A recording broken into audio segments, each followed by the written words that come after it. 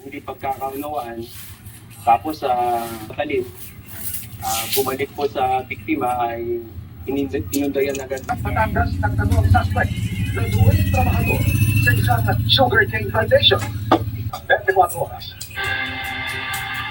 Panahon na. O panahon lang.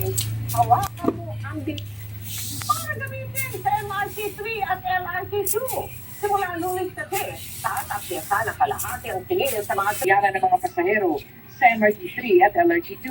Ayon kay Transportation Secretary Giovanni Lopez, alinsunod ito sa utos ng Pangulang Corporation ng LRMC. Wala pang opisyal na anunsyo kung magkakaroon rin ng bawas pasahe. Tatlong nabistong Pilipino na nag-iispiya daw para sa China. Hawak siya ngayon ng Armed Forces of the Philippines sa isang messaging app noong 2024 sa US.